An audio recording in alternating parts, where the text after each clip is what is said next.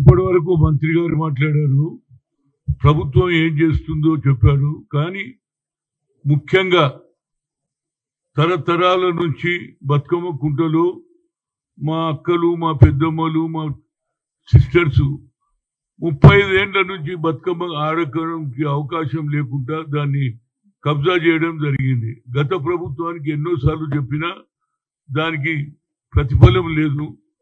అదే కవిత గారు పోయి లండన్లో ఆడిండు, అమెరికాలో ఆడిండు, కానీ ఈ బతుకమ్మ కుంట కనిపించలేదు.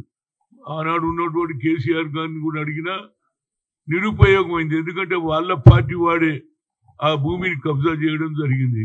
నేను కూడా చిన్నప్పుడు అందులో ఈత కొట్టినాను. అంటే దీనికి ముఖ్యమంత్రి గారికి నా హృదయపూర్వక ధన్యవాదాలు చెప్పంగానే, సార్ ఇది 35 ఏళ్ల నుంచి మేము కొట్లాడుతున్నాం, నాకు కూడా చాలా ఆఫర్ చేశారు, డబ్బులు ఇస్తా అన్నారు, ఏది స్థలం కూడా ఇస్తా అన్నారు. నేను అన్నాను, మా తాత ముత్తాతల నుంచి మా అక్కలు ఆడుతున్నటువంటి వారికి అన్యాయం చేయను, తప్పనిసరిగా ఈ బతుకమ్మ ఆడే వరకు నేను ఊరుకోను అన్నాను. దానికి మా ముఖ్యమంత్రి రేవంత్ రెడ్డి గారు ఇమీడియట్ గా హైడా వారికి చెప్పి, రంగనాథ్కు చెప్పి, ఎంత స్పీడ్ గా పని అయిందంటే ఇట్ ఈస్ హిస్టారికల్. ఇక్కడనే కాదు, 3-4 చెరువులు కూడా కాపాడడం జరిగింది. అంటే బతుకమ్మ అనేది తెలంగాణలోనే పాపులర్.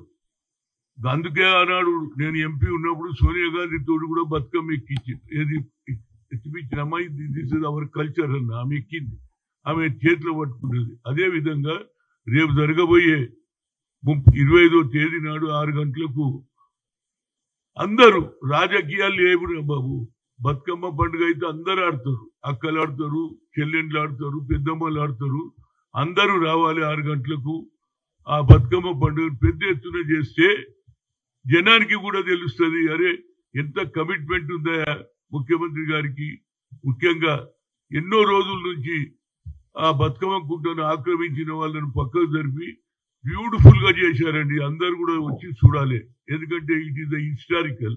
ఈ బతుకమ్మకు 25 నాడు 6 గంటలకు అయితే నేను ఆల్రెడీ మీటింగ్ పెట్టుకున్నాం. మా చుట్టుపక్కల ఉన్నటువంటి అన్ని వార్డుల వాళ్ళు రావాలన్నాం. నేను రోహిన్ రెడ్డి గారు కలిసి చేసినాం. ఇది తప్పనిసరిగా జయప్రదం అవుతుంది. దీని ఇన్స్పిరేషన్ వచ్చే సంవత్సరం కాదు, ఇక ఎప్పుడు బతుకమ్మ రాగానే ప్రతి గ్రామంలో ఇప్పటి కూడా ఆడుతున్నారు, ఇంకెక్కువ మంది ఆడతారు. ఈ కల్చర్ ను మనం మరవద్దు అనేది నా ఉద్దేశం. ఏదైనా finally I will thanks to the honourable chief minister and హైడా chairman, హైడా commissioner Ranganath. Thank you very much.